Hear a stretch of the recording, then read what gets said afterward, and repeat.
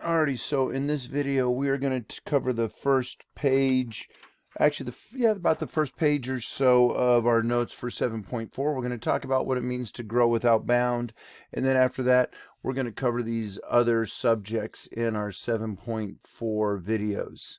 So when we talk about growing without bound, what does that mean? Well, let's take any function. I don't care what it is.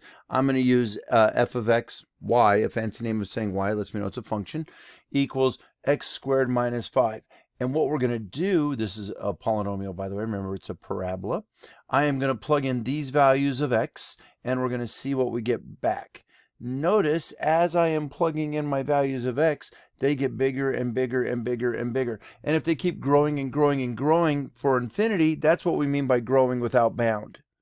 Alrighty, so as what we want to figure out, what happens to f of x? What happens to y as x approaches infinity? That's what we're going to ask ourselves. What happens to y? Alrighty, so if we look at this, x is 1, plug it in, 1 squared minus 5, negative 4. 10 squared minus 5, 95. 100 squared minus 5, 9,995. 10,000 minus 5, 99,999,995. And then a million squared minus 5. What's interesting, if you put this into a calculator or Desmos, you'll see it doesn't subtract the 5. Just kind of goes, there it is. In my Casio calculator, this is exactly what I got back because, well, they wrote it in scientific notation, because taking away 5 from this value, what would this be? Million, trillion? Taking away 5 from 1 trillion really doesn't make much of a difference.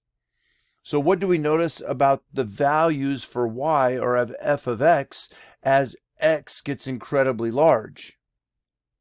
Well, what we notice as x gets incredibly large, y also gets incredibly large. So does it appear, let me try that again. Does it appear that f of x approaches a specific number as x grows without bounds? Well, it's not approaching a specific number, but we can see as x approaches infinity, f of x or y also approaches infinity.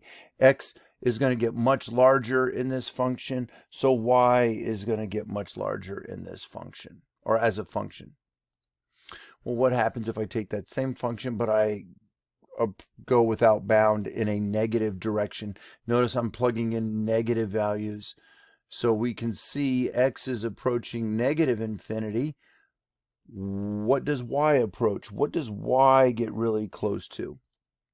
All right, so if we plug in a negative 1, we're going to make that positive. Oops, let me get the pen. There we go. We're going to make it positive because negative 1 times negative 1, that's 1. Plug in a negative 10.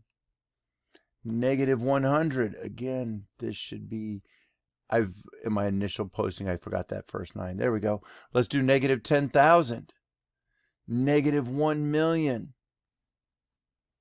So for this specific function, an even function, because we've got the x squared, or an even degree, not an even function, but an even degree, what we notice is x will still approach infinity. So what do we notice about the value of f of x as x approaches negative infinity?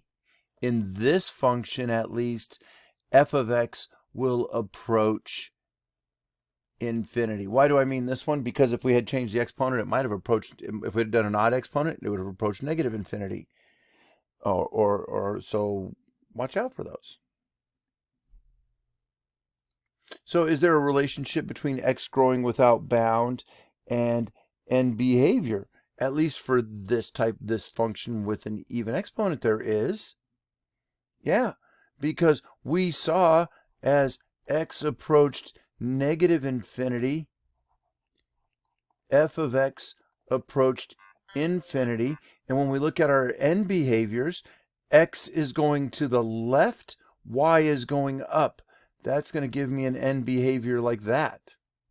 Well, on the positive end, x approached